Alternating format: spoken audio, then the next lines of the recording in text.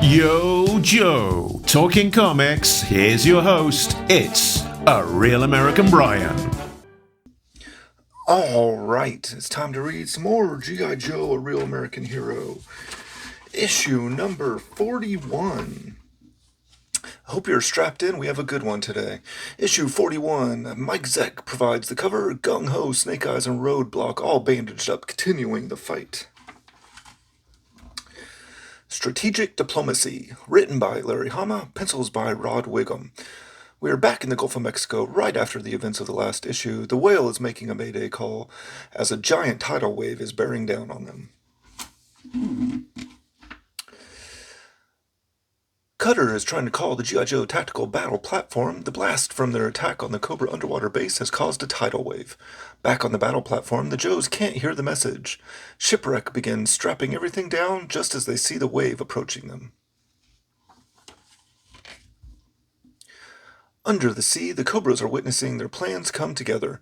The disturbed fault line is raising the land underneath their base and bringing them upward. We've created a totally new landmass in the middle of the Gulf of Mexico. A landmass well beyond the 3-mile limits of the nearest sovereign state. A new country where Cobra is the legal and rightful government.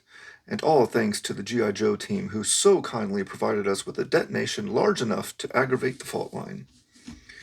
Well done, Crimson Guardsman Jones. Your plan was brilliant. Well, Cobra Commander, you were the one who had faith in me. Yes, the credit is really mine, isn't it?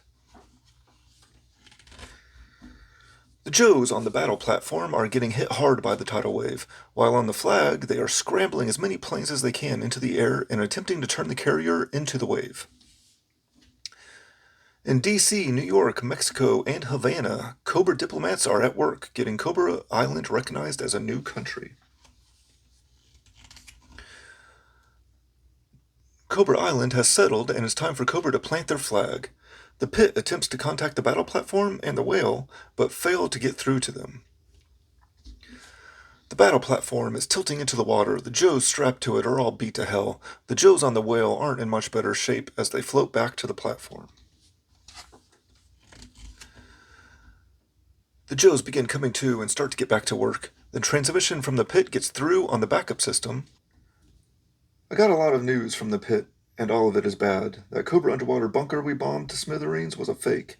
It was a lure. They needed an explosion big enough to rock the fault line and shove a hunk of the Gulf bottom to the surface. Cobra lawyers are already in every capital that borders the Gulf, proclaiming a new country and demanding recognition. And they can only get recognition if they're physically occupying the turf, right? Affirmative. That's our job. They need to push them off the island. Cobra, knowing they have to defend the new Cobra Island, begin getting the heavy equipment in place to fend off any incoming attack. Zartan is concerned with the bureaucrats working too slowly. The Joes get the most wounded into the gun turrets. They are all in bad shape, and the whale isn't in top form either, but they have no choice. They need to get Cobra off that island. The Cobras pick up the whale and scramble the Rattlers and a Fang helicopter. On the flag, the Joes pick up the radar signals of the Cobra aircraft. Ace tells them to get his Sky Striker ready even though the aircraft carrier is at a 30-degree tilt. He is going out there. The Rattlers attempt to make quick work of the whale, but Cutter shoots some chaff into the air, pulling the missiles off target. The Rattlers regroup and call in the Fang to help with targeting. Ace makes it off the flag to everyone's surprise. He was inches from putting the Sky Striker into the ocean, but he is okay and off after the Cobras. Meanwhile, the Fang has the whale in its infrared targeting beam. The Rattlers are coming around for an easy shot now that they have the Fang's beam to help out, when out of nowhere a Sky Striker is on them and easily takes one of them out. Roadblock picks up his 50 cal to take out the Fang and get the whale out of the targeting beam. The Fang has to pull up, causing its targeting beam to point upwards, and the missiles follow it. Ace is right on the tail of the Rattler. The Cobra pilot is bringing them back to the island to be in firing range of the Cobra guns, but the planes are too close together. Zaymont orders them to fire anyway. They have to stop the Sky Striker. They fire and hit their own plane, but also manage to clip the Sky Striker. Ace is out of the fight, and the Joes on the whale are on their own again. Cobra Commander, upset with how things are progressing, gets into his tank to take care of things himself. He pulls off his hood and apparently is wearing his battle helmet underneath it. The Joes on the whale are able to take out some of the Cobra hardware and clear a path for a landing. Duke takes the ground troops out on the beach to assault the island. Duke, Snake Eyes, and Rakondo are on the beach, taking out a ton of the entrenched Cobras on their own. The Crimson Twins attempt to outmaneuver the Joes and fire on them from all sides. Gung Ho and Roadblock grab a piece of a sunken ship and remove the twins from their ferret. The wounded Joes on the whale are still firing the guns, and they are heating up. Shipwreck sees a Hiss tank trying to sneak around behind the Joes and hooks it, while Barbecue jumps onto it and smashes the window in.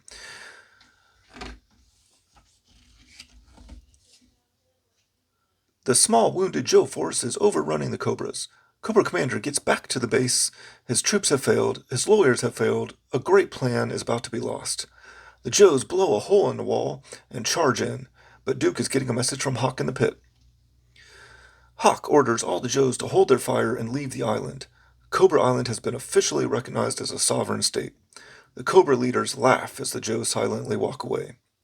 Wow, what a story. The Cobra Island is now a country of its own. What a great plan put together by Cobra Commander. My favorite panel from this one is the final Cobra Victory panel.